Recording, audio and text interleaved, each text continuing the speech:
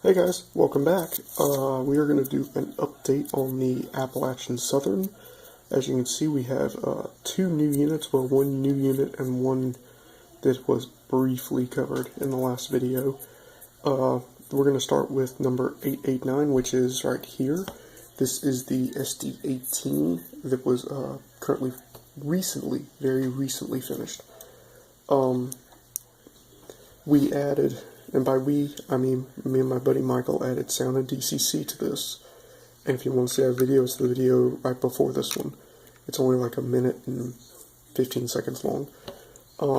It is a Proto 2000 unit with a Details West air filter hatch and Details Associate fans on the rear, non-working Details West ditch lights, and a beacon, along with a Details West air horn.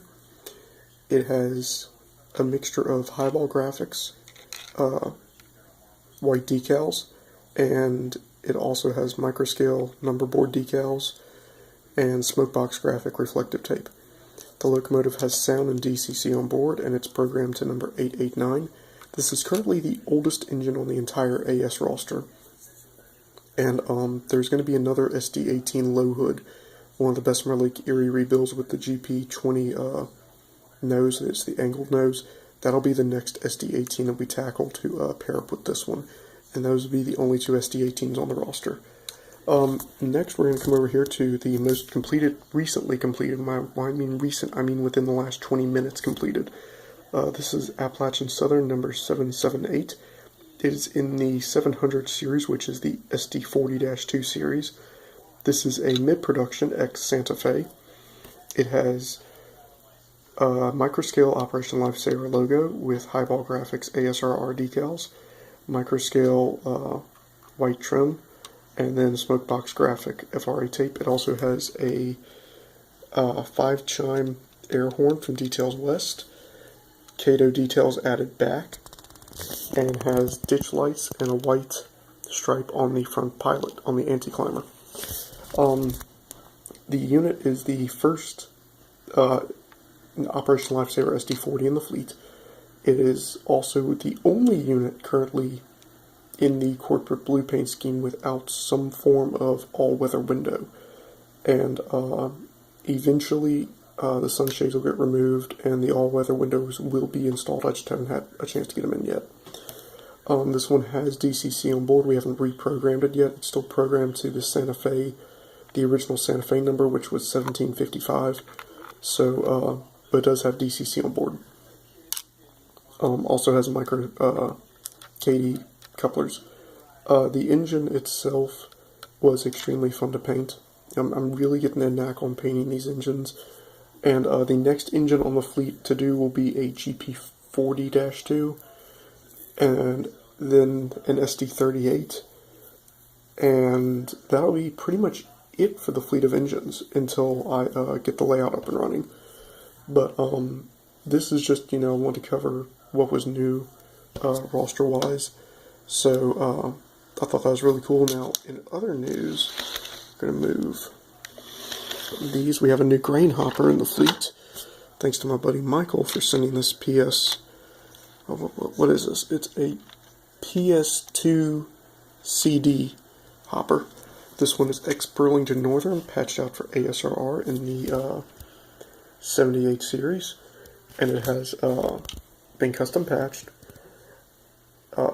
with microscale decals.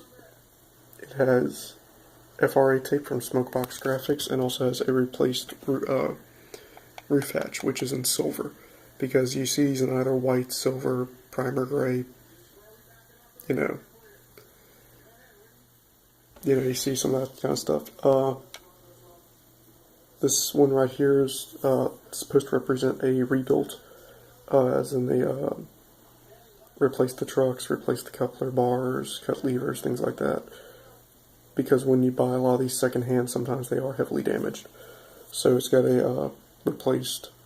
It's got a, because when you get these, so I got one right here. When you get these, you can see the data plates are in the middle, and I went and patched the data plates, so you can see the difference between these two. So that's really cool. And also, thanks to my buddy Montana for sending me this Tropicana reefer. It's a very good looking car. Eventually it'll get the modernization treatment weathered and graffitied and stuff like that. Let's take a poll real quick. I'm looking to do a transfer caboose for the Appalachian Southern. I want to do something that's not necessarily a shoving platform, but an actual transfer caboose from Blueford shops. Should I A, get an undecorated caboose and put it in AS Corporate Blue, or B, patch out a Family Lines transfer caboose from Blueford shops, weather and graffiti it? Leave your response in the comment section down below.